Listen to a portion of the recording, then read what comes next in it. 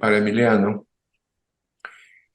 por una pregunta que había hecho, me encontré esta imagen que viene una de ellas, del libro de Schuster, y la otra probablemente viene de otra parte, pero se refiere a lo siguiente.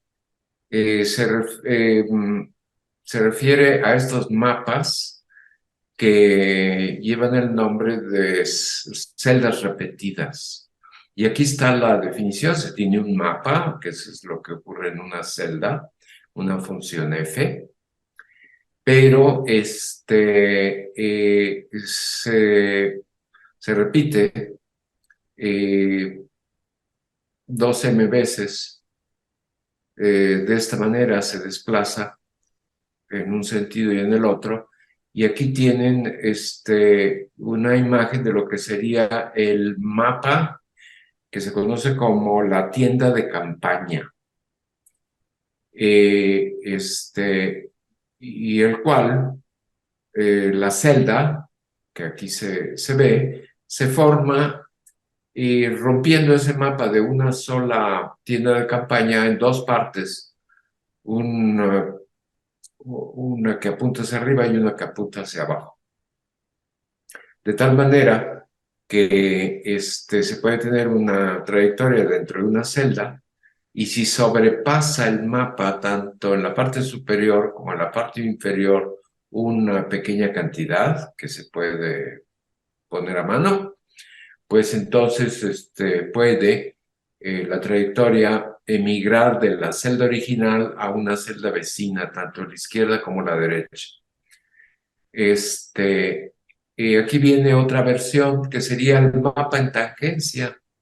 El mapa en tangencia igual se divide en una porción, la que se aleja de la tangencia, y luego pues su reflexión en la recta de 45 grados. Entonces lo quise mencionar porque en la clase pasada, cuando estábamos hablando de dinámica vítrea, pues eh, quisimos referirnos a la difusión y su pérdida gradual hasta que se ausenta, la difusión ordinaria. Y entonces pues mostré un ejemplo diferente de mapa de celda que se repite, empleando el logístico en lugar de estos dos. Entonces lo quise mostrar. Aquí pues nos daría también la oportunidad, hoy no lo vamos a hacer, de hacer contacto con un tema de procesos estocásticos, que es el de las caminatas aleatorias. Y qué lástima, no es para el día de hoy. Bueno, muy bien. Entonces, el día de hoy vamos a hablar sobre otro signo del zodiaco, uno que lo nombramos sensibilidades, y en particular es la sensibilidad a condiciones iniciales en una transición al caos. El ejemplo que vamos a tomar es la ruta vía duplicación de periodos. Tengo un preámbulo que habla de precisamente diversidad biológica, pero puede haber ejemplos en cuestiones de la sociedad. Por ejemplo, diversidad de idiomas, etc. Aquí cabría quizá, vamos a hablar de diversidad.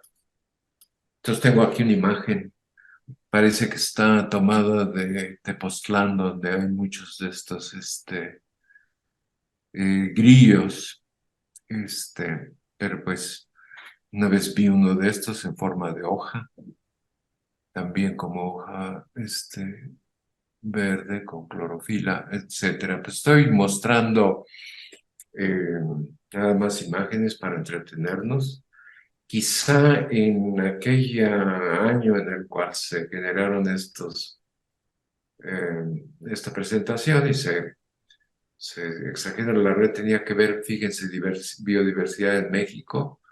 Están presumiendo que es 1% de la superficie terrestre, pero 10% de la diversidad biológica.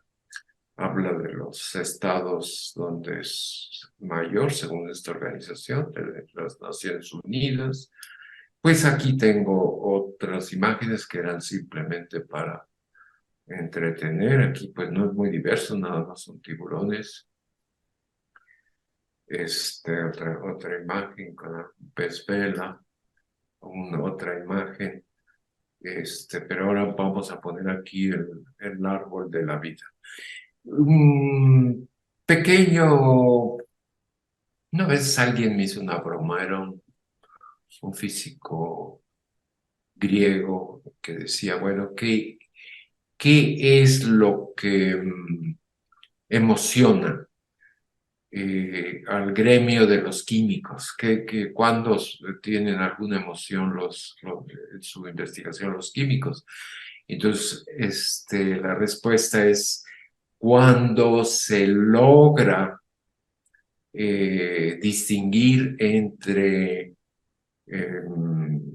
objetos, moléculas esencialmente iguales, gemelas, como las moléculas quirales, como los enantiómeros, o algunos otros ejemplos que no son quirales, en los cuales el químico es capaz de distinguir entre pues, sustancias prácticamente idénticas.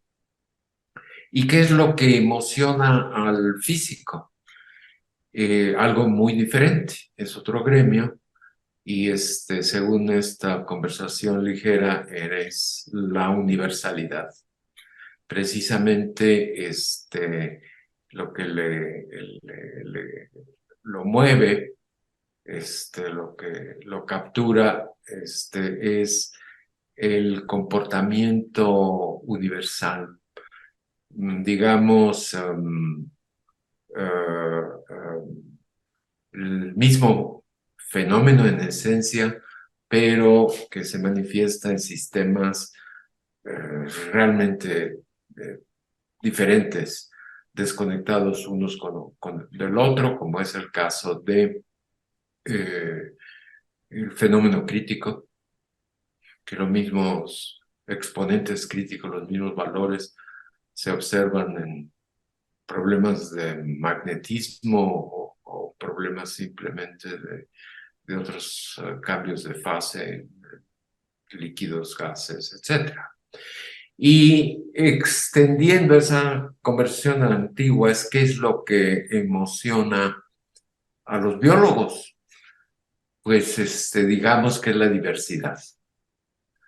Y es lo que nos vamos a referir el día de hoy como una aplicación de este signo del zodiaco. Esto está bajado en la red, son bacterias, las plantas, los hongos, que es otro reino animal, pues vamos, no puedo leer muy bien, equinodermo. Aquí están los peces, los anfibios, los reptiles, los pájaros, los mamíferos, y aquí tendríamos otro árbol de la vida que supone que pues se le puede ver más detalle, habla de 2 y pico millones de especies y estamos hablando de diversidad. Bueno, vamos a entrar en un punto nuestro. Vamos a aterrizar precisamente con esta cuestión, en el que se generó, y hace bastante tiempo, miren, 50 años, sí, quizás 50 años, hace medio siglo, una medida de la diversidad. Apareció en esta revista de Ecology. El autor es Hill, no conozco sus primeros por sus nombres, pero se define de esta manera. Y en la medida de la diversidad de origen práctico. Vamos a abundar sobre ella, pero precisamente qué conexión guarda con nuestros intereses. Y entonces aquí anoté pues la exponencia, perdón, no sé por qué cada vez que muevo, bueno, la exponencial deformada, su definición, con el parámetro Q, vamos a pensar que es un número real, su función inversa, el logaritmo Q, y aquí viene una expresión de entropía, una entropía que si se le da al parámetro Q el valor 1, se tiene la expresión conocida de Boltzmann, de Gibbs, de Sharman. Se podría reconocer inmediatamente. Y aquí hay dos diferentes expresiones en las cuales esta Q mayúscula es 2 menos Q minúscula, y pueden ver la diferencia entre las dos.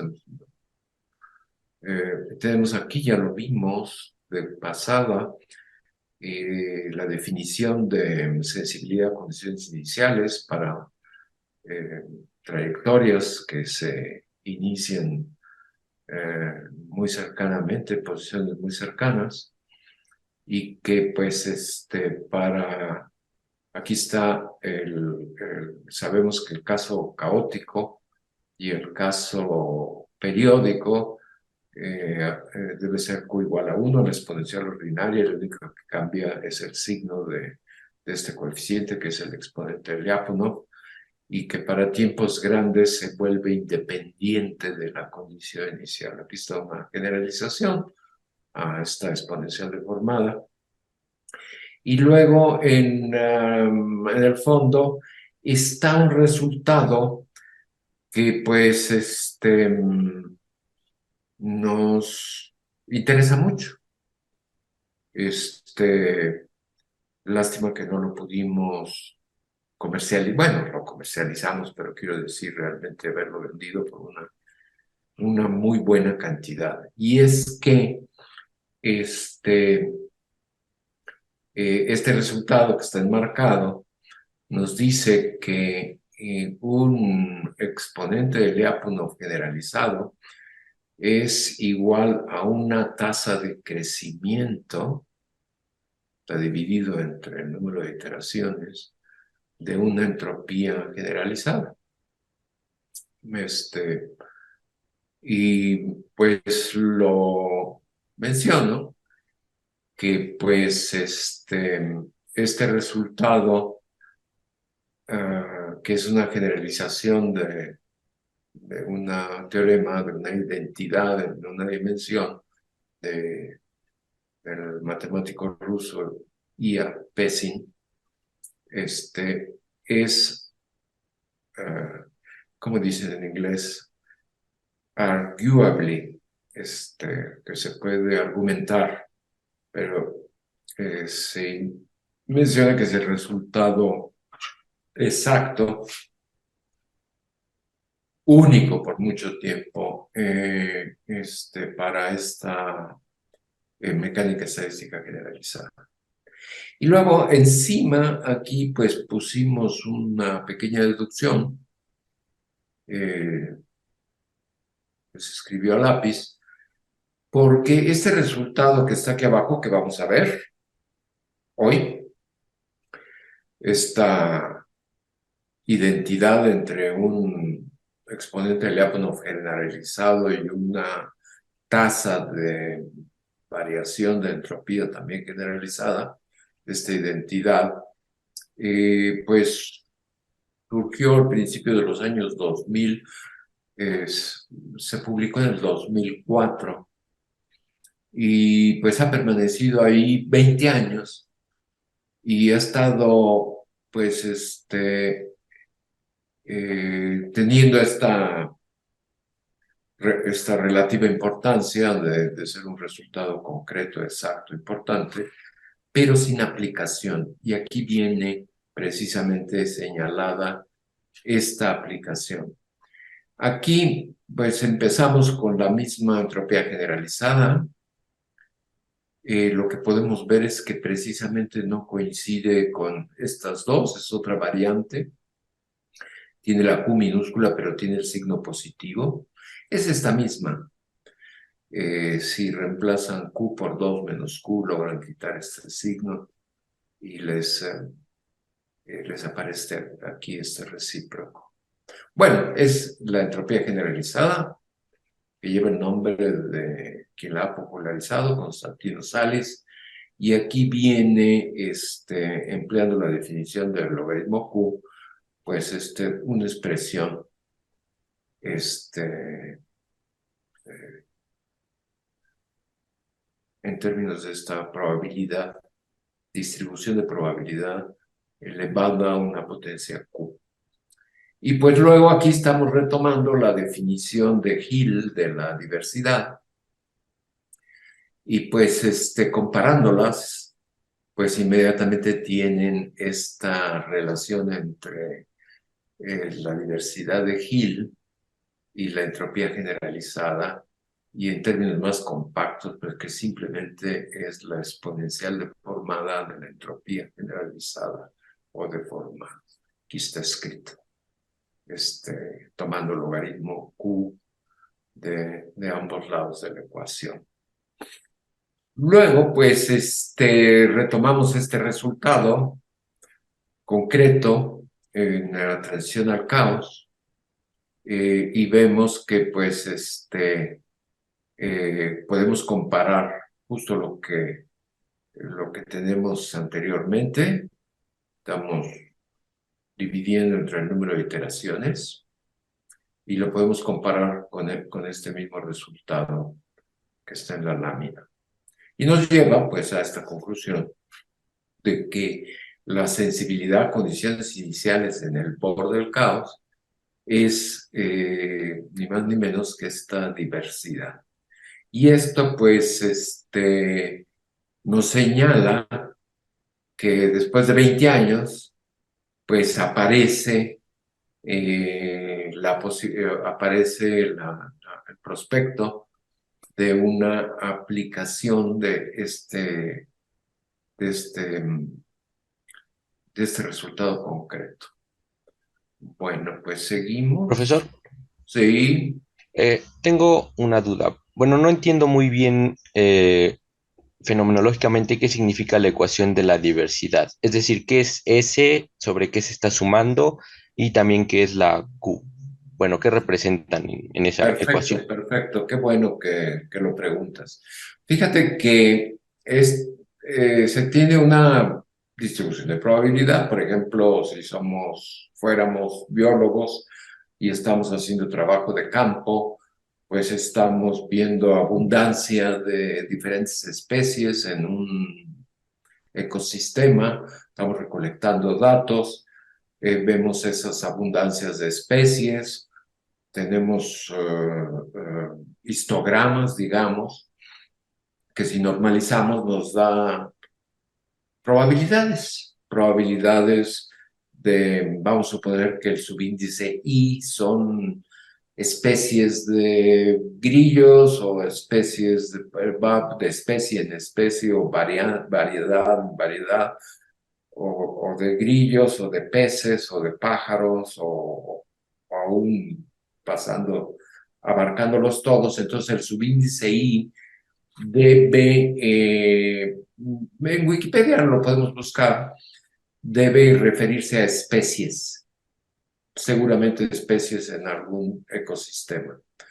Y esa probabilidad debe referirse, por el origen de este asunto, a abundancias relativas, o probabilidades. Entonces, esa es la P sub I.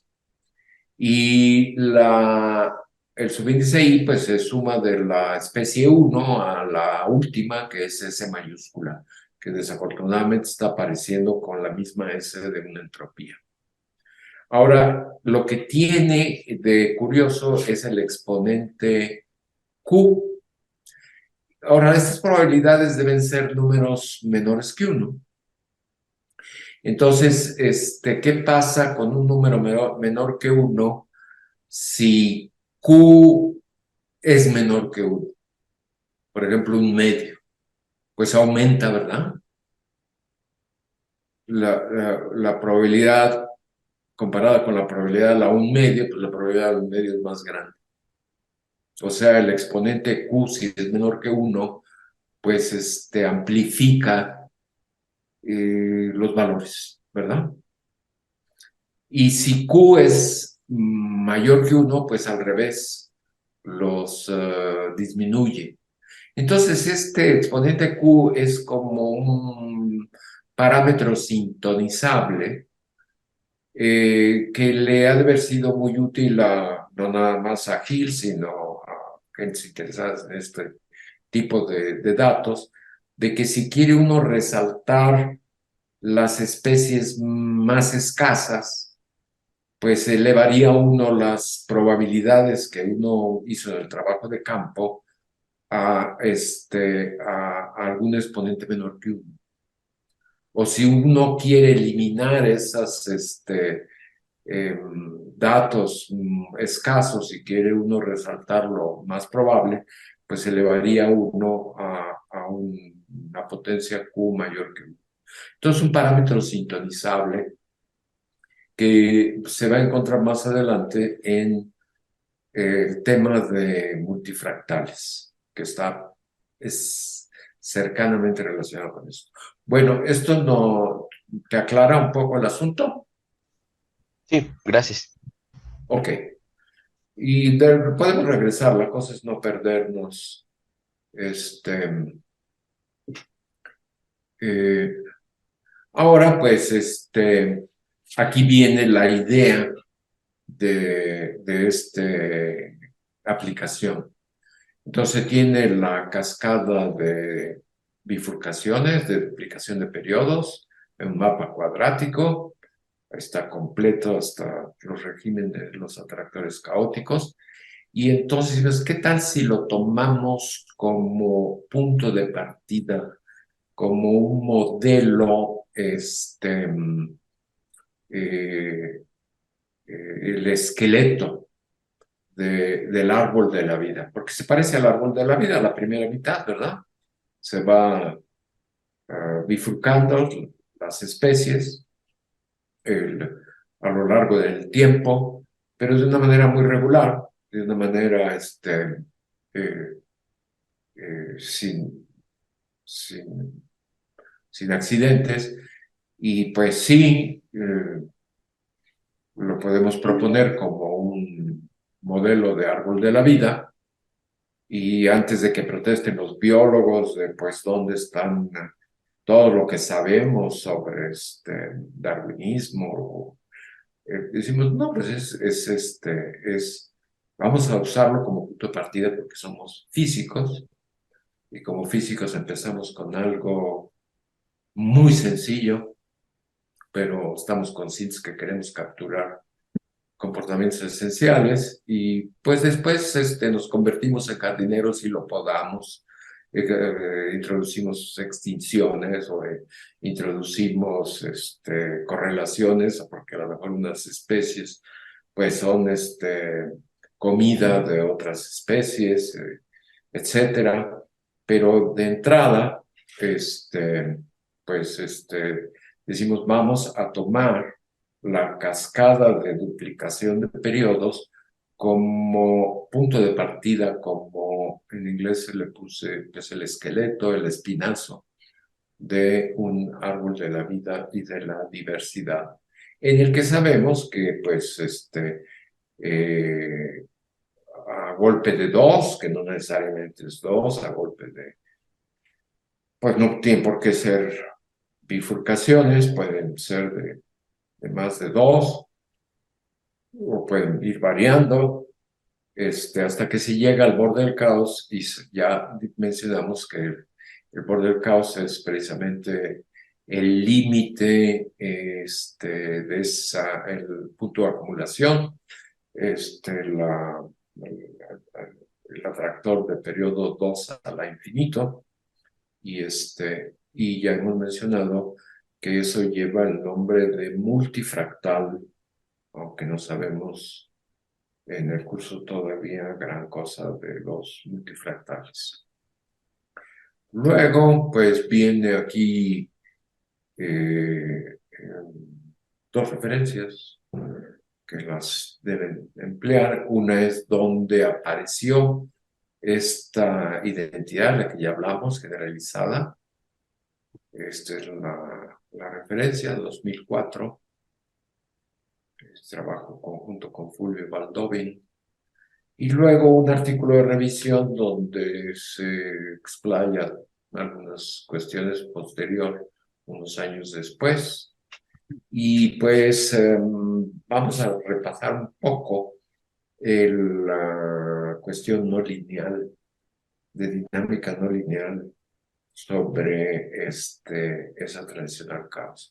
Esta ya la hemos visto, la reconocemos, es una trayectoria, una órbita, la órbita maestra en el sentido de que, en el siguiente sentido, está colocada en parámetro de control en el punto de acumulación de duplicación de periodos, el periodo es 2 al infinito. El mapa está escrito ahí en la parte inferior. Se toma como posición inicial x sub 0 igual a 0.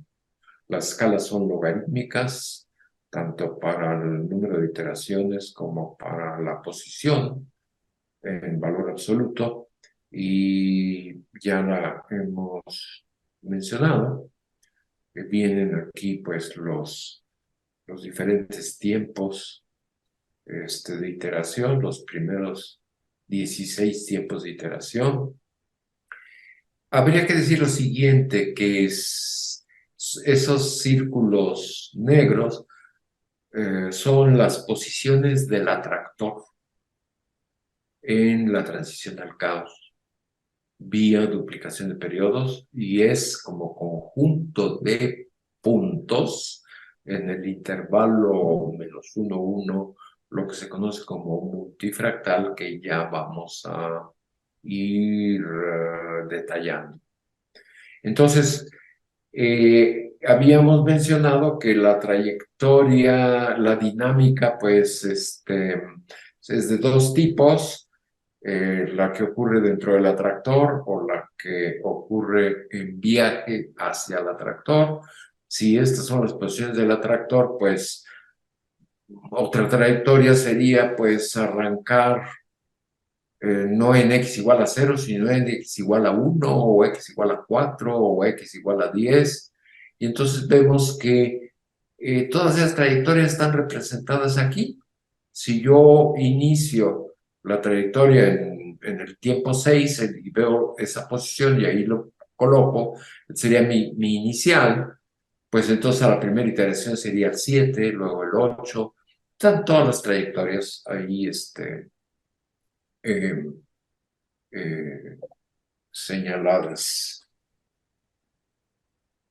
Bueno, eh, esto también creo que lo habíamos mostrado brevemente en el seminario y en otras cuestiones, es básicamente el logaritmo, el logaritmo de la sensibilidad a condiciones iniciales, que también se le llama coeficiente de expansión, E de expansión, al número de iteraciones T. Y aquí viene, pues sí, esta es la sensibilidad a condiciones iniciales, su logaritmo. Luego viene aquí lo que es la definición de exponente de Lyapunov, que es esa coeficiente de expansión dividido entre el número de iteraciones. Y lo que observamos es que pues no está creciendo exponencialmente, como ocurriría en un atractor caótico, sino más lento, como ley de potencias. O sea, en escala semilogarítmica, pues si aquí hay un coeficiente, pues quedaría un coeficiente beta, pues quedaría t a la beta, ¿no? En la escala logarítmica. Entonces crece más lento que una exponencial. Y por lo tanto, si la dividimos entre algo lineal, pues el logaritmo de t entre t, pues va a tener un límite que es cero. Y hay dos opciones: o reemplazo t por logaritmo de t a la brava, tal y como hizo, por ejemplo, vamos a ver hoy algo de Mori, o o al revés.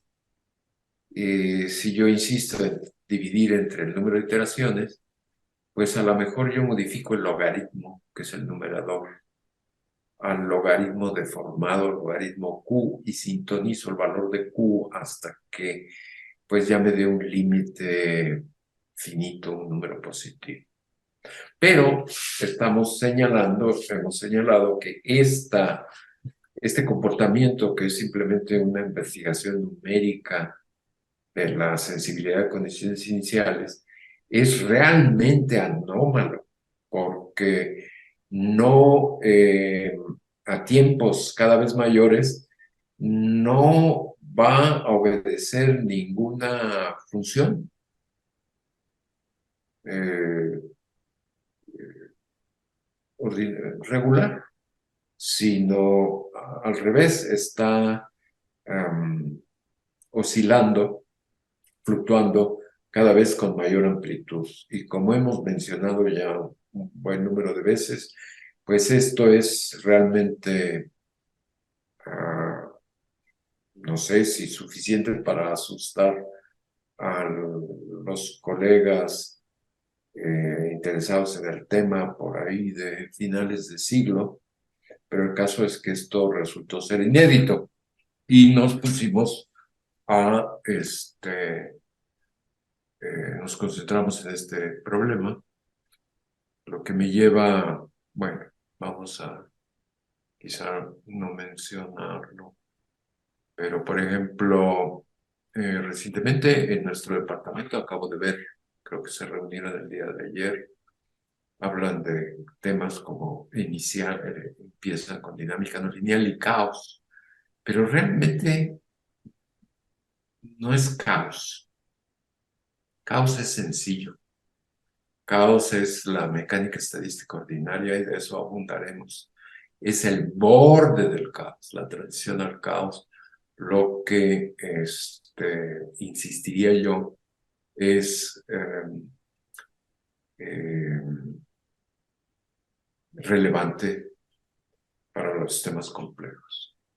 Y miren, aquí viene, bueno, perdón, esta sí es interesante porque para el curso, fíjense que sí, si le echan un ojo a, por ejemplo, el libro de dinámica no lineal de Schuster, que ya lo van a tener en la página, estas diagonales, algo semejante a estas diagonales que tenemos aquí en la que llamamos la cebra, nos dice que precisamente la sensibilidad a condiciones iniciales tienen esta forma en la que van variando este exponente. Ahora, esta alfa es es una constante universal que lleva el nombre de Mitchell Feigenbaum. Hay dos en su trayectoria, la alfa y la delta. Y ahora vamos a verla de vuelta en algún momento más adelante, pero viene lo siguiente, que este comportamiento lo observamos si partimos de x igual a 1 y observamos tiempos de iteración que pertenecen a esta subsucesión, que es fijar el valor de L, por ejemplo 0, y luego ir variando el valor de K. y entonces pues L igual a 0 pues nos da un 1, y entonces queda 2 a la K menos 1. Y aquí viene el truco, esto es lo que quiero señalar el día de hoy. Este es nuestro trabajo con Fulvio, eh, en el 2002-2004, es esta identidad, es esta identidad, que es realmente muy inocente. Porque, ¿qué pasa si sustituyen este valor de T, que tiene estos dos índices, L y K? Pues me va a dar 2 a la K menos 1, y ese menos 1 se va con este 1, y me queda simplemente 2 a la K. Y si tomo logaritmo de ambos lados de la ecuación, pues me va a dar una identidad. Ahora, esta expresión se puede reescribir directamente como una exponencial deformada. Es un ejercicio que pueden ustedes hacer en una hoja mientras yo hablo. Reescriben esta expresión como esa exponencial deformada, donde el parámetro de deformación es este valor de Q, y el coeficiente, pues, lambda Q, pues es otro valor. O sea, es que es simple y sencillamente lo que estoy mostrando en esta lámina es que estas diagonales en escalas logarítmicas, estas subsucesiones de posiciones en la cebra, no se aproximan asintóticamente, son desde un principio idénticas a estas exponenciales deformadas. Luego lo afinaré un poco más. Esta exponencial deformada y estas leyes de potencia, estas diagonales en la cebra, las reproduce muy bien un mapa cuadrático, pero es el resultado preciso, exacto, de lo que ya hemos mencionado, por ejemplo, en el seminario último, el mapa que le llamamos de punto fijo para esa ruta al caos. Se puede reescribir también en términos de un tiempo de espera, para hablar de envejecimiento, ¿no?, que ya hablamos la vez pasada en el programa de vidrios. Y en fin, pues este es un resultado, bueno, es un ejercicio que nos permite ver por qué hay escondido algo atrás que luego va a ser importante. Que realmente hemos hecho una álgebra muy sencilla para transformar una ley de potencias en escala. Bueno, una ley de potencias. Bueno, me pueden decir, esta no es ley de potencias, es una exponencial, ¿verdad? Pero son estas diagonales en la cebra. Bueno, no quiero, estoy gastando mucho tiempo, pero pues ni modo, es curso. La siguiente es una corroboración numérica de un resultado que se encuentra en nuestras publicaciones, que es esta identidad generalizada de Pesí, en el que se llega igual de manera analítica a ese resultado, pero aquí lo estamos graficando simplemente para hacerlo visual. Estamos graficando en la abscisa esa entropía deformada con un valor de Q, que lo pueden ver, 0.2445, que es el que teníamos, a ver, acá, es este valor, 1 menos logaritmo 2 entre logaritmo de alfa, donde alfa es esta constante universal. Y estamos graficándolo contra el logaritmo Q de de la sensibilidad a condiciones iniciales. Y estamos viéndolo a tiempos de la forma T-1, o sea, 2 a la K-1.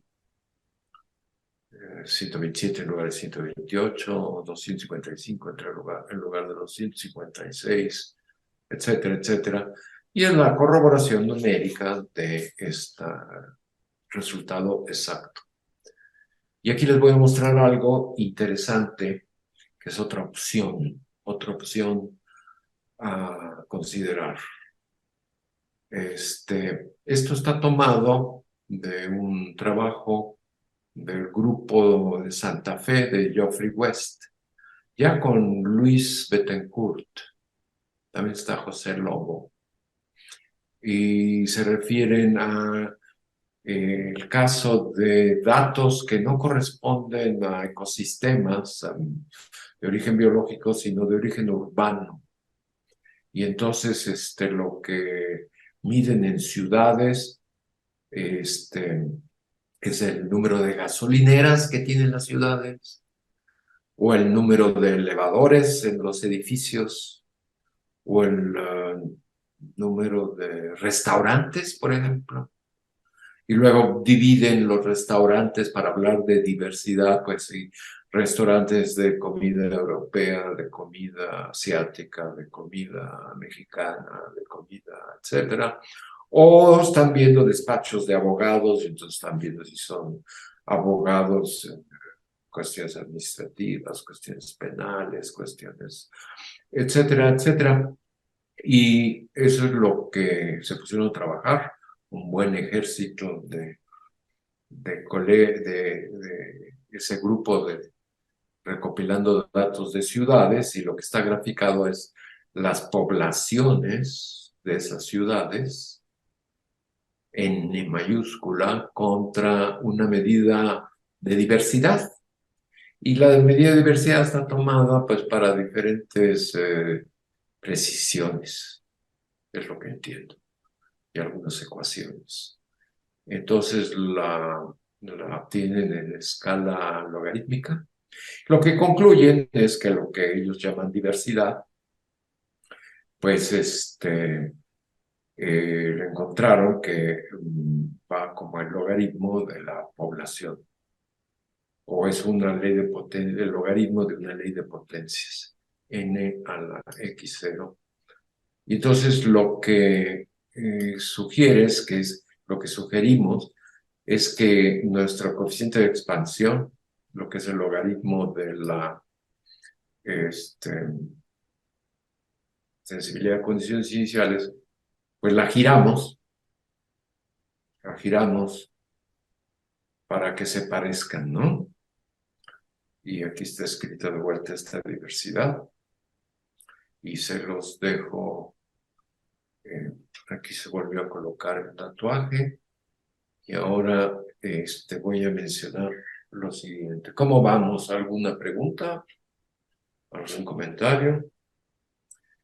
Pues sigo adelante.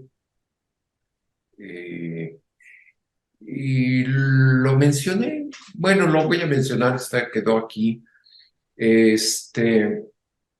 Había esta discusión en la saga, el desarrollo que tuvo esta estadística de Salis, por ejemplo.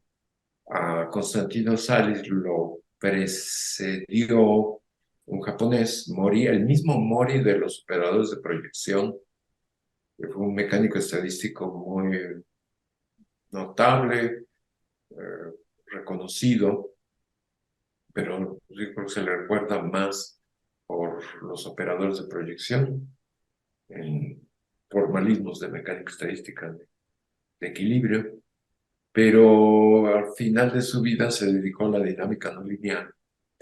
Y la dinámica no lineal estableció este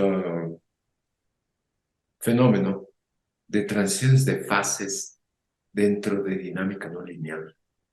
Y generalmente era con atractores caóticos, un poquito rozó con borde del caos, cuando encontró esta cuestión de exponente de Lyapunov nulo en las operaciones al caos, pues él reemplazó el denominador en el exponente de Lyapunov, que es lineal en el número de iteraciones t, por logaritmo de t. Él decidió era más fácil alterar el denominador que el numerador. Y déjenme decirles, nada más estoy mencionándolo, lo siguiente. Lo que encontró o lo que describió Mori es que se tenía un parámetro semejante al exponente Q de P a la Q, un parámetro sintonizable, o sea que recorre uno el valor de Q más que pensar en un valor fijo.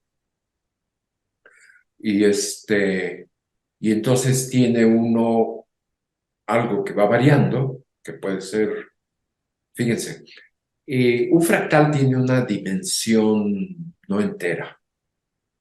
Vamos a pensar que menor que un caso particular.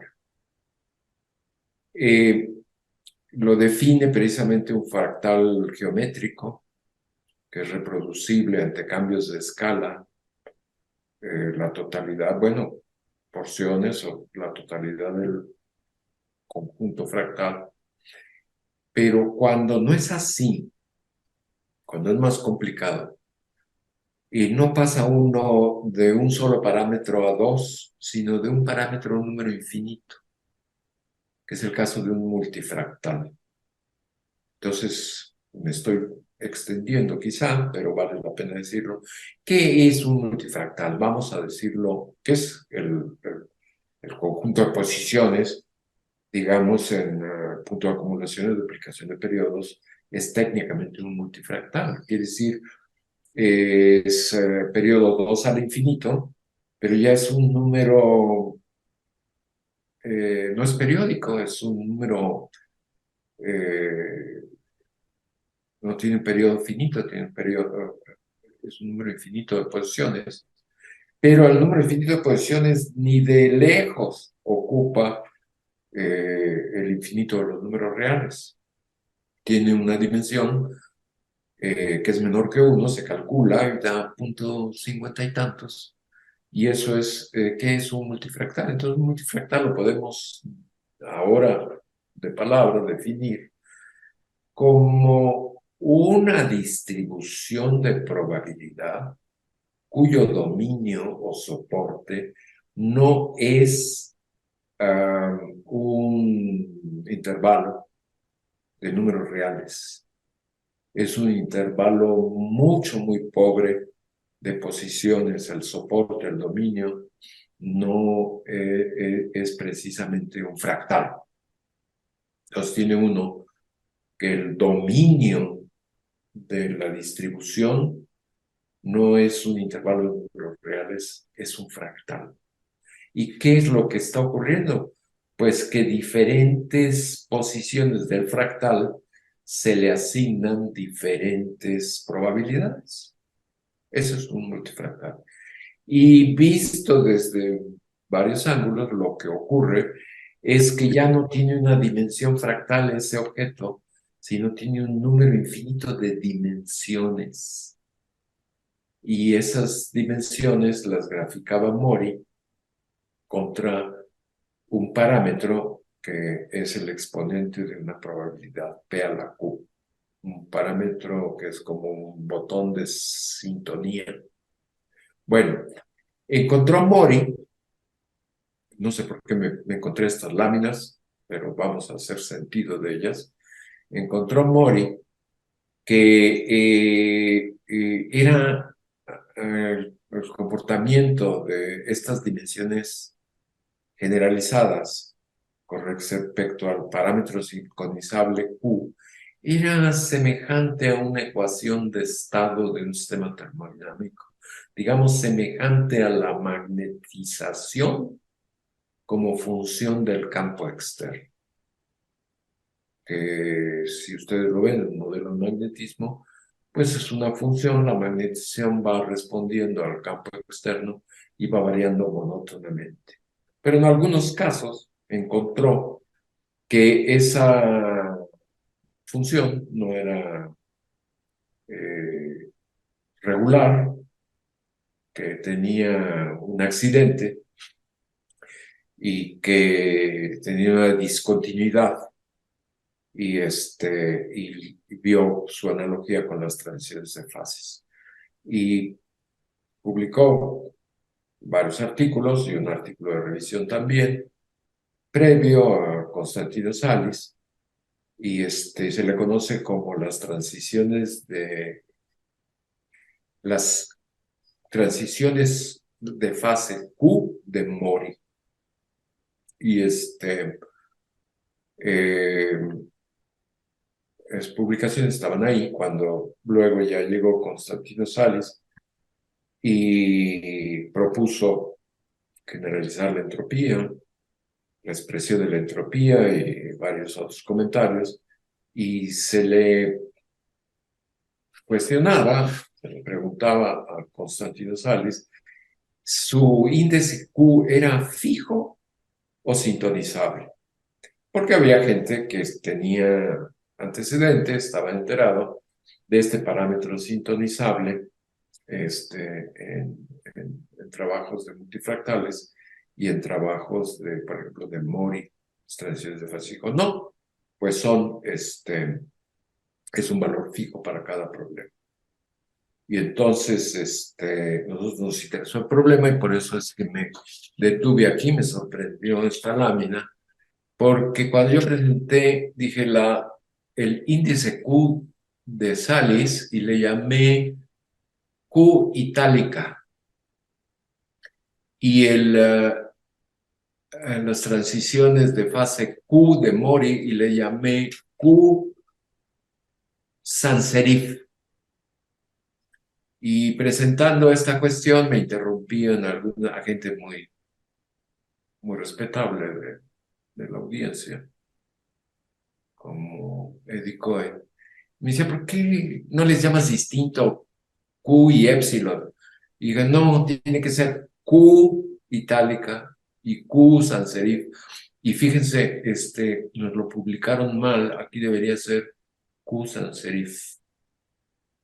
Lo que demostramos es que cuando no es continua la función de Mori, que es análoga a una ecuación de estado, si no tiene una discontinuidad, el valor de la Q de Mori en la discontinuidad es justo el valor de Sales. Y esta es una cuestión que mencioné precisamente para quedar en lo siguiente. Miren, aquí estamos recordando el diagrama de bifurcaciones, el caso del exponente Lyapunov, cuando es menos infinito, define a los ciclos atractores superestables. El exponente Lyapunov va a menos infinito. Y la distancia, digamos, en periodo 2, el intervalo, la longitud del intervalo, se le conoce como el primer diámetro. Hay un solo diámetro, hay un solo intervalo que conecta estas dos posiciones, le llamamos diámetro, el diámetro D1. Pero en periodo 4 ya aparecen dos diámetros. Y el más grandote es el diámetro principal. Y se le llama D2, aquí viene. Pero en general, ¿qué pasa? Pues este diámetro también pues existe. Y luego en el siguiente periodo, que es 4, en el atractor superestable hay 4 diámetros, y entonces pues hay que nombrarlos, son 4 intervalos, y esos intervalos pues ya llevarían 2 subíndices. Digamos, este sería un subíndice n que va 1, 2, 3, etcétera, y otro subíndice que aquí viene la definición. Michel Feigenbaum definió esta cantidad quiso ver cómo pues se iban haciendo pequeñas, se iban acercando las posiciones de los atractores periódicos, aquellos donde no están separadas por brechas. Entonces ve el cociente de dos de estas distancias o diámetros sucesivos entre periodo 2 a la n y periodo 2 a la n-1, y ve los que son de la misma familia, como si fuera un árbol de la vida, de la misma familia. Aquí está la definición, y le dio un resultado, pues, eh, de estos resultados interatables, que es una función que tiene discontinuidades en muchos puntos. Una función como la escalera del diablo, de escalones de diferente longitud, y depende qué aproximación tomen ustedes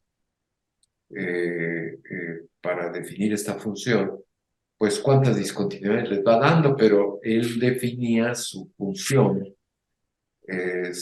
sigma, que aquí está graficada, em, en este límite, y pues le daba un objeto pues muy atractivo, pero intratable. Es trabajo de Feigenbaum, que luego fue reemplazado por algo más sencillo, que es este espectro de singularidades que lleva el nombre de F de alfa. En fin, aquí está su definición y nosotros la retomamos para una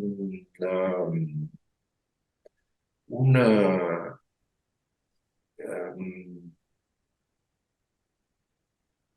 una estrategia para calcular la sensibilidad a condiciones iniciales precisamente en, en ese punto de acumulación el atractor de duplicación de periodos.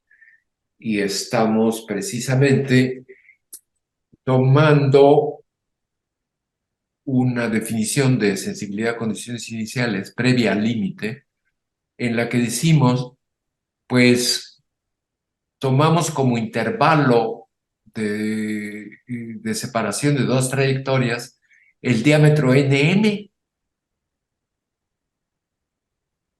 y luego pues vemos esa separación más adelante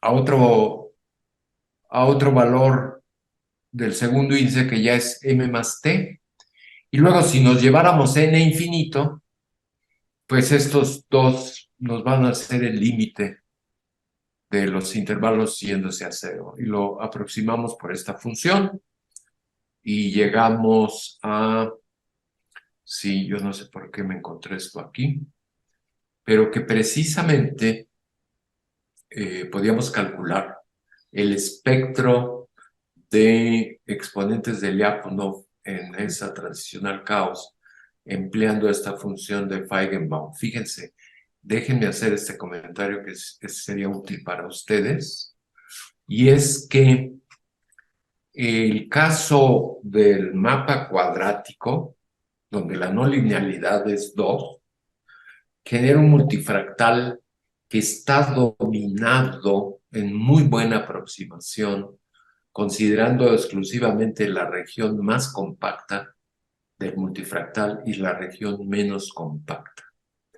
Y este primer valor, 6 punto y pico, y este segundo valor, 2.5 y pico menos 2.5 y pico, son los valores requeridos para la parte más compacta y la parte menos compacta, pero existen muchas otras regiones. Y eso es lo que estamos viendo acá, donde estas regiones están representadas por estas constantes alfa sub j y alfa sub 0, y es la alfa de Feigenbaum. En realidad nos está diciendo que son muchas. Fíjense, lo más curioso, y sí, lo voy a decir en general, eh, está esta función que generó Feigenbaum, que no se emplea mucho, que nos dice algo que muchos dinámicos no lineales, bueno, primero que les interese esta dinámica de los mapas unimodales, cuadráticos o con alguna otra no linealidad, pues eso ya es pedirles mucho. Que les interese precisamente esos mapas de punto fijo. Y pues la primera chapa que tienen pues es toparse, se topa uno con las constantes universales de Feigenbaum, que son dos, la alfa y la delta, que la alfa es como los diámetros se van empequeñeciendo, la separación entre las posiciones de las bifurcaciones, hasta que entran al punto de acumulación. Y la otra es como el espaciamiento en parámetro de control de las bifurcaciones también se van acortando y se van acumulando en ese punto de acumulación, que es el borde del caos. Y él popularizó esas dos constantes universales, la alfa y la delta. Y la alfa precisamente pues es la que relacionamos con este parámetro Q en la cebra, y estamos viendo el mapa cuadrático, pero cuando penetró más en el problema Feigenbaum, definió esta función sigma, porque eran muchos diámetros, se fue al límite y le dio una función intratable como tipo escalera del diablo, que tiene un número infinito de discontinuidades.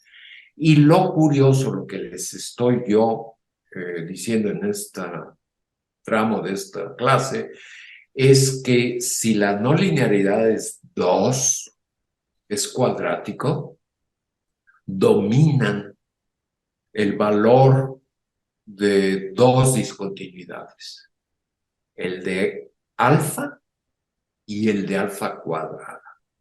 Y los demás pintan, existen, pero no mucho. Si cambian la no linealidad y ponen la no linealidad no igual a 2, sino 1.5, toman vida muchos otros valores de esta función.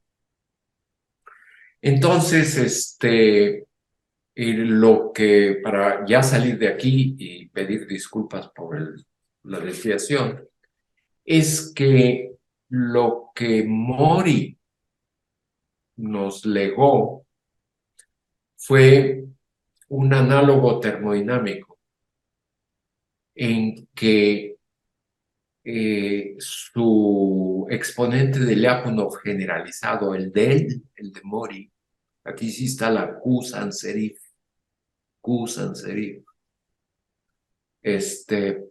él tenía este tipo, un comportamiento monótono, como el que hacía papel de la magnetización era su exponente de Lyapunov generalizado, y quien hacía el papel del campo externo era su parámetro de sintonizable Q, que lo podía mover de menos infinito a infinito.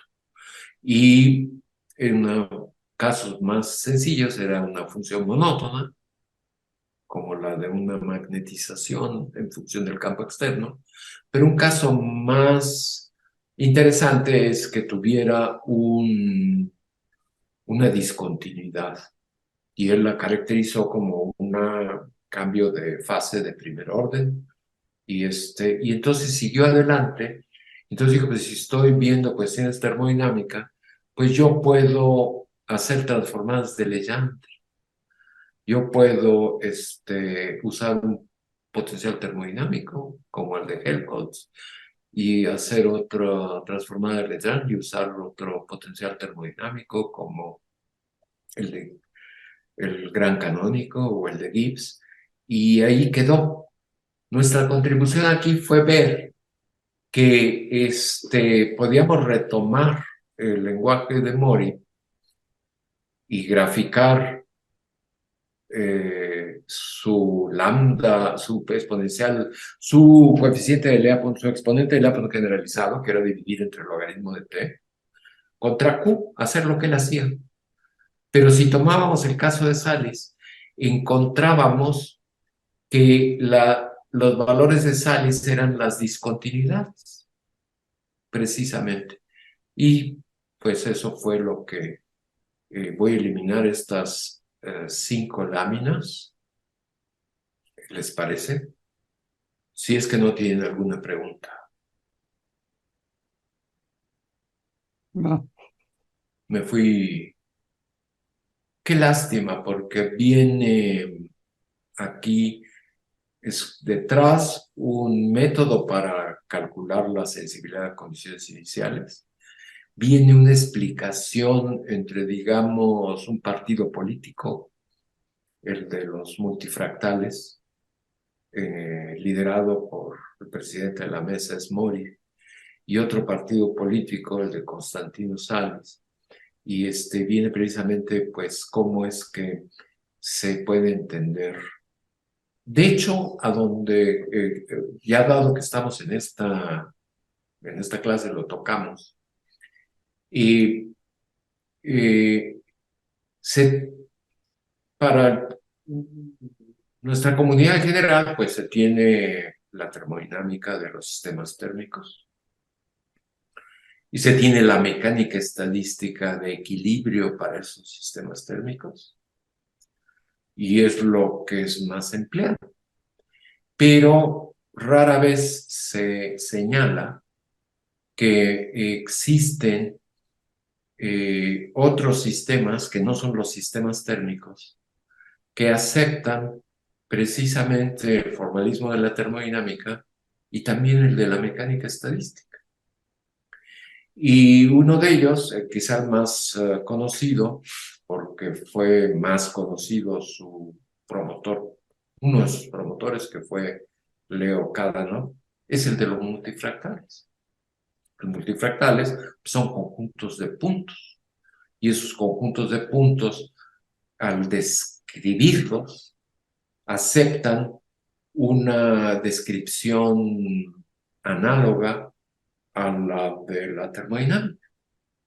Precisamente aceptan transformadas de Legendre, como está escrita en esta lámina, y aceptan análogos a los potenciales termodinámicos, pero pues es el caso de conjuntos de puntos, es geometría.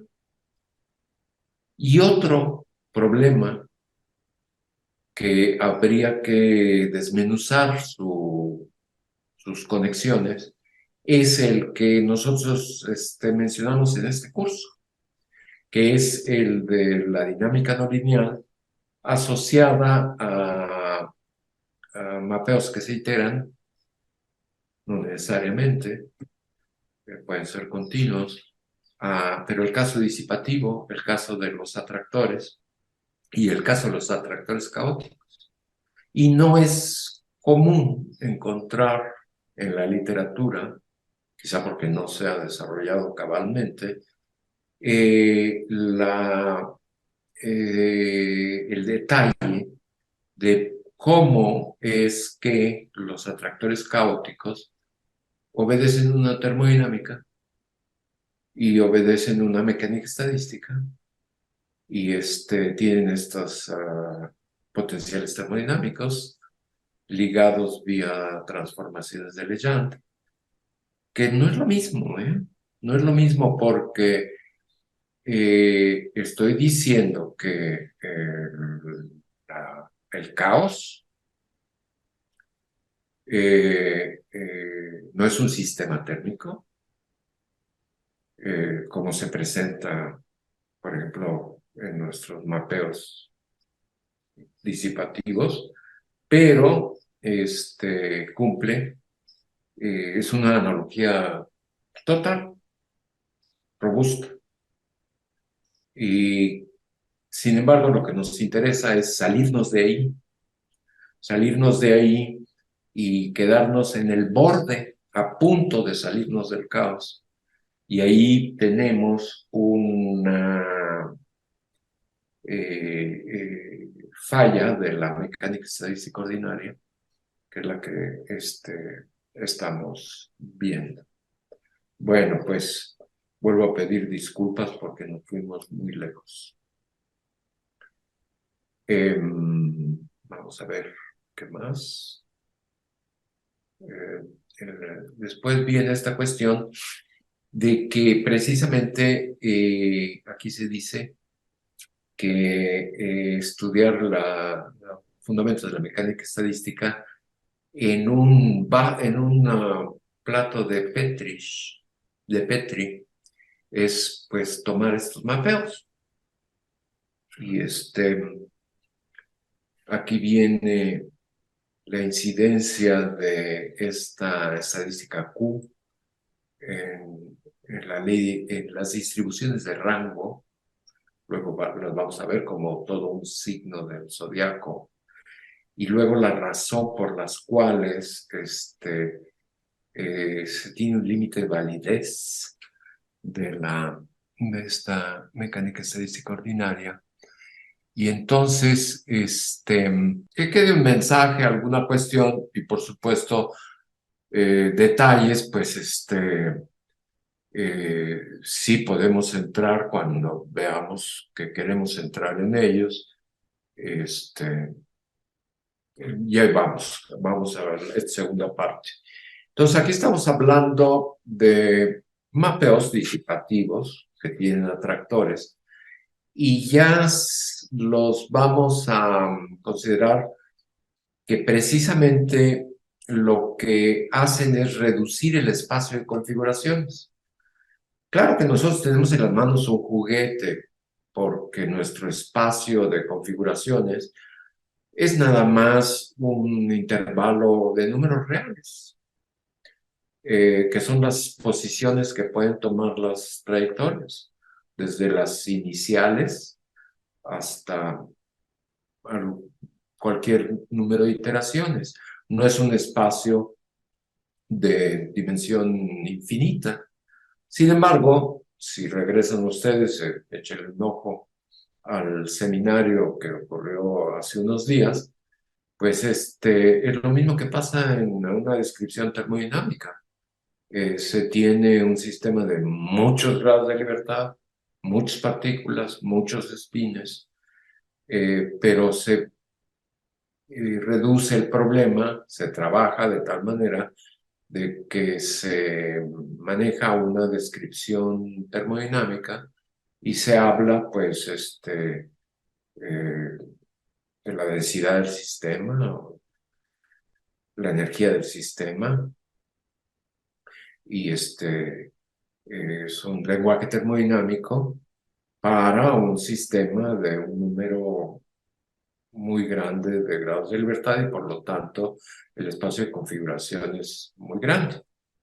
Pero el espacio de configuraciones de esta variable termodinámica pues ya es un intervalo de los números reales. Y lo que en el lenguaje de estos mapas disipativos, pues lo que efectúan los atractores siempre es comprimir, reducir, limitar eh, el espacio de configuraciones, que son las posiciones permitidas. Y entonces estamos hablando de una mecánica estadística cuando hay reducción en el espacio de configuraciones. Y la vamos a definir a través de, esa es nuestra definición, de una dimensión de contracción. Entonces, son cosas relativamente, ahorita vamos a ver datos sencillos, pero relevantes. Y entonces, decimos que en el punto de acumulación, duplicación de periodo, de periodos, la dimensión del atractor se vuelve fractal. Es decir, si un intervalo de números reales tiene medida 1, el atractor, la transición al caos, tiene medida 0. Quiere decir que pasó de dimensión 1 a una dimensión menor que 1. Ya esto pues es nada más una aseveración, que la igualdad de promedios temporales y de ensamble o configuracionales se pierde, la ergodicidad se pierde. Pues se pierde porque ya no se pueden visitar muchas regiones del espacio de configuraciones. Se forman brechas en el atractor, y en el atractor, en el punto de acumulación, pues es un número infinito de brechas las que ya se excluyen esas posiciones. Y también la propiedad de mezclado, que se pierde la memoria de la historia de la evolución del sistema, también se pierde. Se puede retrasar, como por ejemplo, en el caso de esta trayectoria que le llamamos la cebra. Pueden ustedes retrasar el pasado hasta el punto, la posición inicial. Luego aquí viene un recordatorio de diagrama de bifurcaciones, de mapas unimodales. O sea, un modo tiene un máximo, tiene un mínimo, y ese máximo o ese mínimo tiene una no linealidad, no necesariamente cuadrático, puede ser cualquier otro valor. Y este es el mundo que estaríamos viendo, pero porque le estamos, fíjense, en el fondo estamos viendo, ese es el objetivo, lo que tenemos en mente, eh, eh, sistemas mecánicos estadísticos, termodinámicos, pero no son térmicos. Por ejemplo, aquí pueden ver este diagrama de bifurcaciones para diferentes valores de la no linealidad, y pues se antoja decir, bueno, pues cuál está más frío, cuál está más caliente, o quiero usar algún tipo de razonamiento de ese estilo. Esto fue un principio de cuestiones. Fíjense que estoy reconociendo estas láminas, y provienen hace 10 años. Ya venían antes, pero hace 10 años Constantino Sales cumplió 70 años de edad. Este noviembre él va a cumplir 80 años de edad. Y entonces hubo una ocasión, cursos y eventos en Río de Janeiro, y de ahí vienen. Entonces, fíjense, aquí estamos recordando el mapa de punto fijo de Van Bihu, tangente, bifurcación tangente, la condición de ese mapa, el resultado del analítico cerrado del mapa de punto fijo, que nos ha sido útil pues básicamente ha estado presente en varios de los signos del zodiaco para diferentes problemas aparentemente modelados exitosamente con la bifurcación tangente y su vecindad. Las trayectorias en forma cerrada, la vuelta a las definiciones, pues esto ya lo hemos visto, y yo creo que aquí estábamos diciendo, pues miren, esto fue hace 10 años, el mapa de punto fijo de la bifurcación tangente es este. Y luego, una aplicación, que es otro signo zodiaco que vamos a ver. Aquí está en el panel izquierdo, pues el mapa en rojo, en tangencia, la función de identidad, f de x igual a x, en verde, dos trayectorias, una que empieza a la izquierda del punto de tangencia y se atora Aquí está la serie de tiempo de esa trayectoria. O en el lado derecho, una trayectoria que escapa. Y luego lo vamos a ver más amplio con la otra rama que tiene. Lo sacan de tangencia y tienen la intermitencia o tienen otros comportamientos y el mapa ya no es tangente, sino secante. Y aquí ya viene pues la fórmula cerrada, la expresión cerrada de esas trayectorias que son siempre exponenciales deformadas. Que claro, conforme se van adentrando al punto de acumulación, pues esa forma cerrada, de exponencial deformada, se va aproximando más y más a una serie de potencias que decrece. Pero del otro lado, del lado derecho,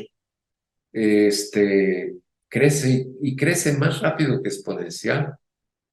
Nada de ley de potencias, al contrario, una función que crece más rápido que factorial, más rápido que un exponencial. Y aquí viene un adelanto de otro signo del zodiaco, en el cual la misma expresión,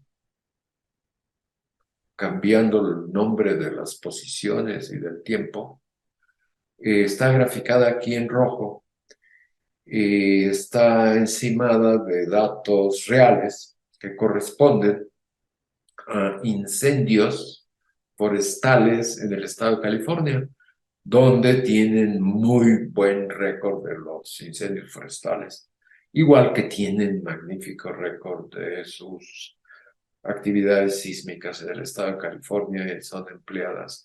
Pero vean, aquí tenemos una descripción cuantitativa de los incendios forestales que están siendo ordenados de acuerdo al área incendiada. Desde el que tuvo la mayor área incendiada, luego el siguiente, y son del orden de varios cientos de incendios, ordenados de los más grandes a los más pequeños. Y eso es lo que se mostró. Luego tenemos la cascada de duplicación de periodos de un mapa cuadrático, graficado, como ya lo hemos visto, en escalas logarítmicas. Y estamos pues precisamente hablando de los diámetros. Aquí están los diámetros. Aquí de vuelta está tomado, pues digamos, la cascada de duplicación de periodos numérica, Profesor, ¿sí? perdón, una duda de la gráfica anterior, de la diapositiva anterior. Sí. Esa N como garigoleada que está a la -1, ¿qué es? En Ah, la... sí. Esto vamos a entrar en detalle cuando nos toque este signo del zodiaco. Es el número total de datos. O sea, eh, por ejemplo, este es el área, este es el área, según recuerdo, habría que volver a revisar los puntos azules, pero recuerdo que estos eran los incendios forestales en el estado de California. Y esta escala es el área medida, no sé en qué medida de área, acres o kilómetros cuadrados, de incendios. El incendio más grande, pues tiene ahí su área, que pues difícilmente se puede leer. Y luego va bajando el área de esos incendios, esa es la N mayúscula. Y la N caligráfica es el área total de todos los incendios, que es un número finito del orden de 500 y feria. Entonces es el área total de todos los incendios en esta muestra de incendios. ¿Ok? Bueno, entonces, aquí tenemos entonces la cascada de duplicación de periodos. y mañosamente y representada en escalas logarítmicas. Parámetro de control es su distancia al punto de acumulación.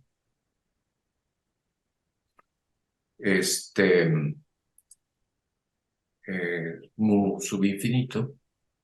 Y acá el logaritmo del valor absoluto de la posición. Y entonces pues se tiene periodo 1, periodo 2, periodo 4, se va perdiendo. Se tienen los diámetros principales. Y acá estarían pues otros diámetros que casi no se ven, pues se van apachurrando allá arriba. Y viene esta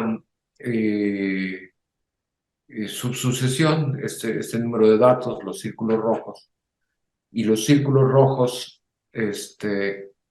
obedecen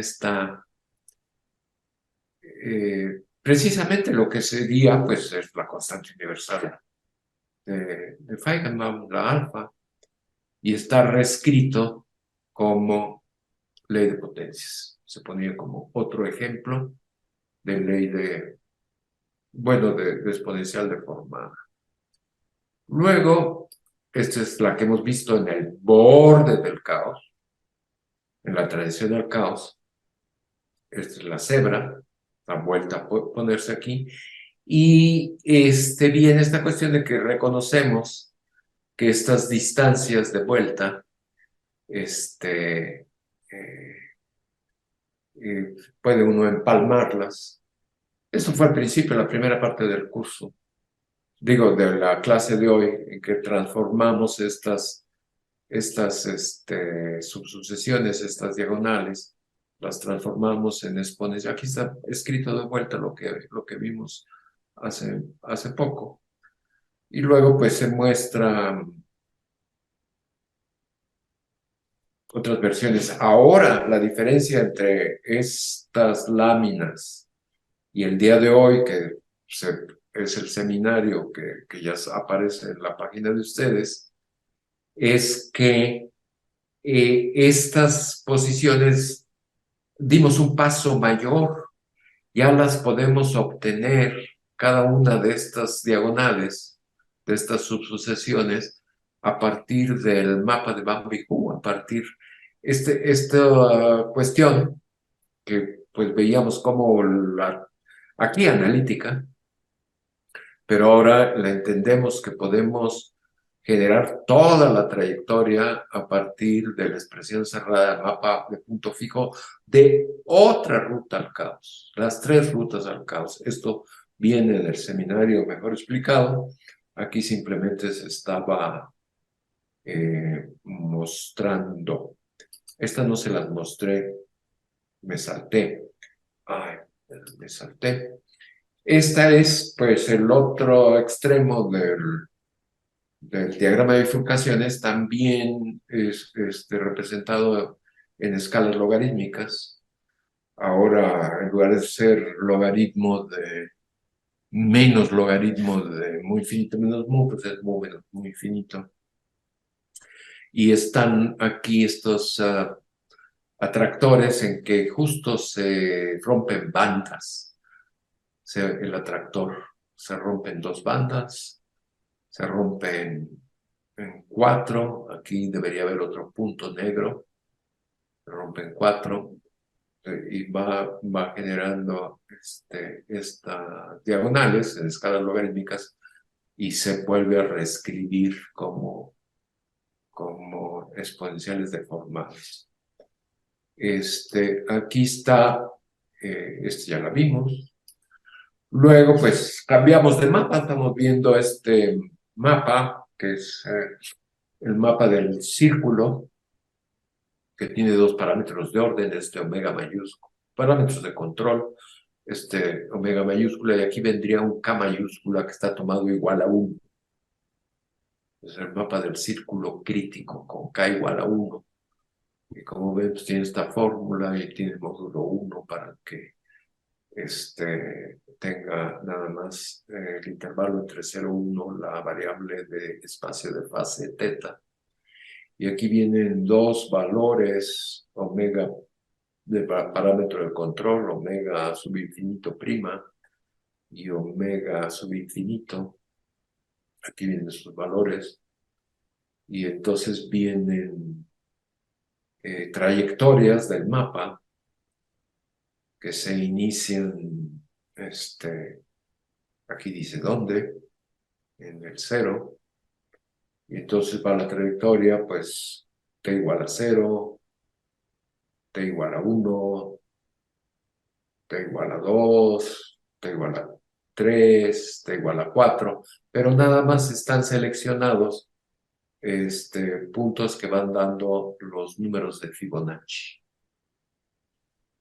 En este caso son pares y nones, y en este caso al revés, nones y pares.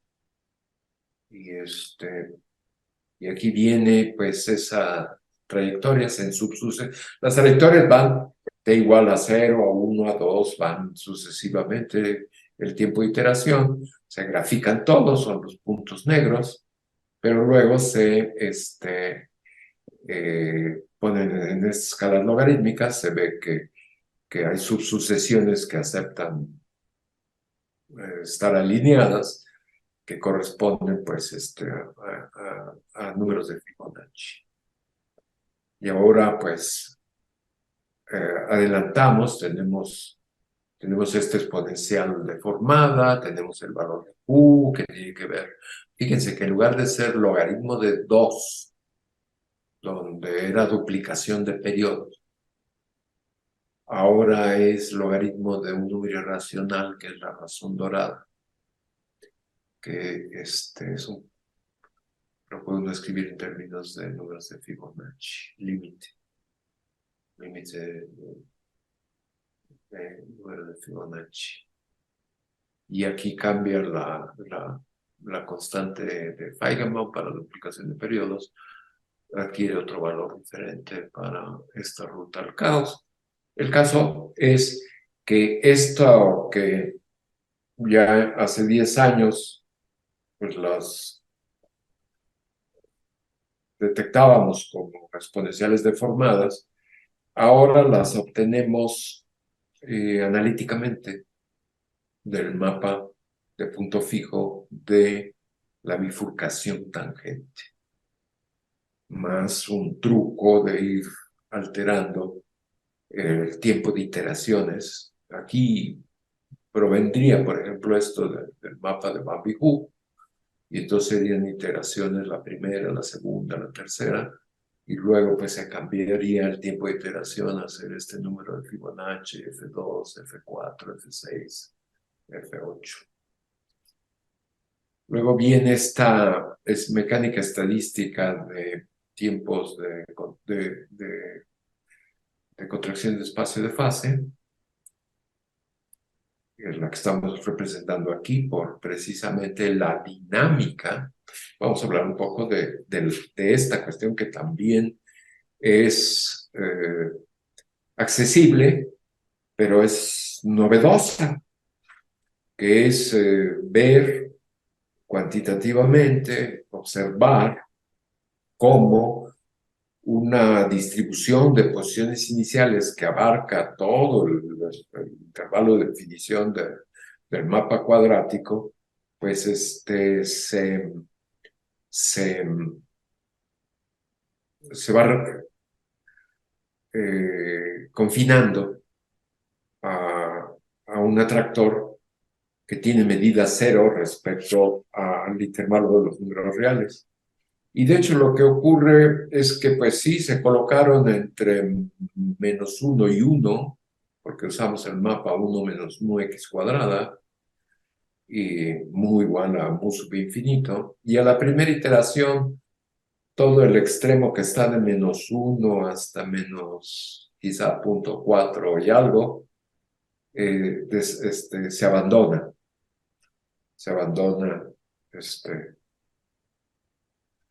Y ya nada más se vuelve el intervalo aquí que está graficado.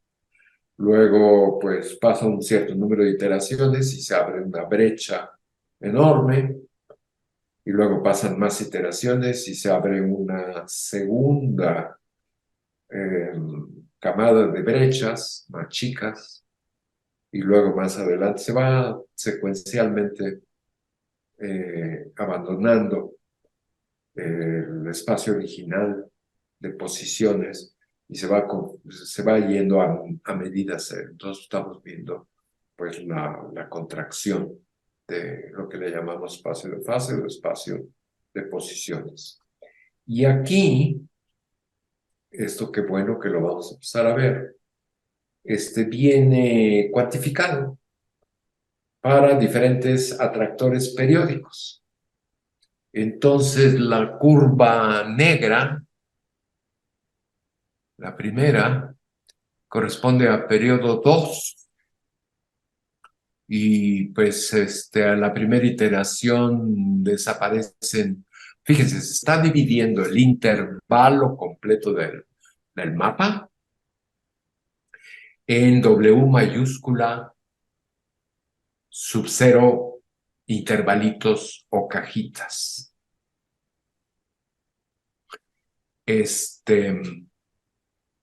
Se pone por caja, por intervalo, un número de posiciones iniciales, que puede ser una por intervalito, o 10, o 100, o 1000 por intervalito. Y eso es lo que se está graficando aquí en escalas logarítmicas.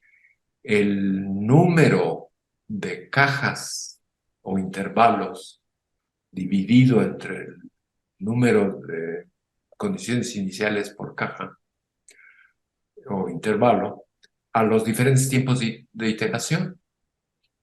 Entonces, primero tiene un valor 1. Está normalizado, además, algo hay aquí que, que no apareció correctamente. Se normaliza para que al tiempo 0 ese número sea 1. Y luego empieza el número de iteraciones y se vacía de golpe un pequeño tramo, como vimos, un pequeño tramo,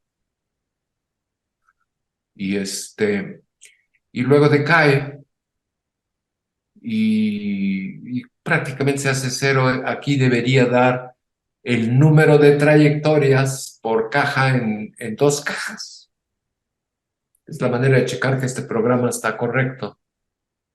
Es que finalmente nos da el periodo 2 y son pues 2 intervalos los que todavía persisten trayectorias en el atractor y pues habrá 10 o 100 en cada caja, entonces son 200 o algo de estilo. Aquí viene en los recuadros algo que vimos en algún detalle en clase anterior, que es el tiempo, lo que le llamamos tiempos de vuelo. O sea, cuánto hubo que iterar una trayectoria. Aquí la abscisa es todas las posiciones iniciales x0 de -1 a 1. Y entonces, pues, se está poniendo un ensamble de posiciones iniciales en todo el intervalo de -1 a 1 uniforme. Se genera el número de iteraciones para que se decida que ya está en el atractor. Y pues es numérico, hay que ponerle está a una distancia epsilon del atractor. Pues entonces ya lo declaramos que está dentro del atractor. Esto es para decirles que es muy complicado. Hay trayectorias que tienen posiciones iniciales que emplean un número finito de pasos, de iteraciones, para colocarse ya dentro del atractor. Entonces, la dinámica hacia el atractor, Perdón, pues perdón, esto es la formación de un conjunto de Cantor o algo. todavía Ah, no, pero ahí voy poco a poco. ok. Estamos cuantificando el número de trayectorias todavía presentes en intervalos repartidos en todo el dominio de definición del mapa. Es esa W mayúscula. Empieza uno con un W sub 0, que pueden ser 10.000, 100.000 pequeños intervalos que cubren todo el dominio del mapa cuadrático. Y luego, pues, se colocan posiciones dentro de esos intervalos y el cálculo numérico, pues, itera, y entonces va a ocurrir que algunos de esos intervalos, pues, ya se vacían y nunca vuelven a pasar ninguna trayectoria por ellos, como vimos la formación sucesiva de brechas.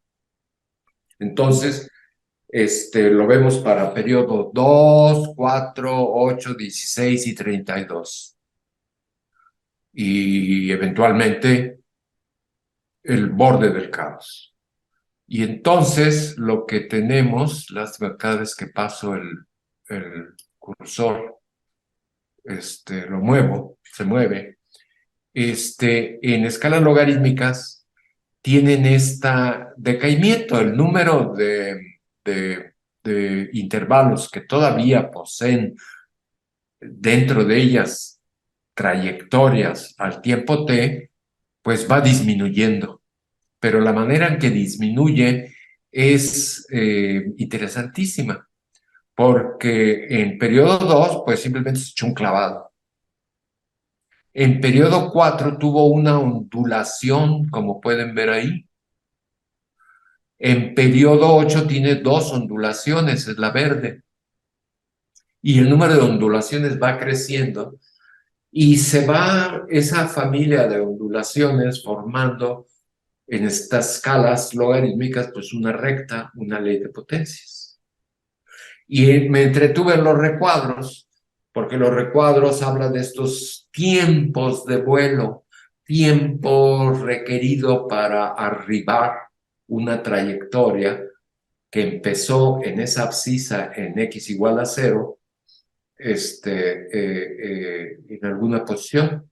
Y lo que vemos que esos tiempos de vuelo, pues nada más tiene 2 divergencias. Una es el repulsor y otra es la preimagen del repulsor, su pareja. Y para periodo 4, pues ya es una familia infinita. Y para periodo 8, infinita de infinita, y vimos todo, ahí estamos recordando toda esa descripción de tiempos de vuelo. El caso es que esta ley de potencias que ondula, pero ondula en escalas logarítmicas, no sé si ya lo había mencionado, corresponde a invariancia ante cambios de escala discreta, que quiere decir que no se acepta cualquier cambio de escala. Y aquí pues este es el 2 a la n, la duplicación de periodos. Entonces, cuando se tiene invariancia de escala discreta, se tienen leyes de potencia en el espacio, en los números complejos. Y todos los números complejos tienen parte real y parte imaginaria.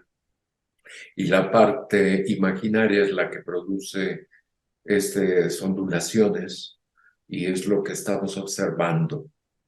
Entonces, es la formación secuencial de brechas, que es una recapitulación, porque en periodo 16 se va vaciando los intervalos de trayectorias, primero pensando que está en periodo 2, luego en periodo 4, luego en periodo 8, y luego ya finalmente sabe que es periodo 16 y decae a un número muy bajo.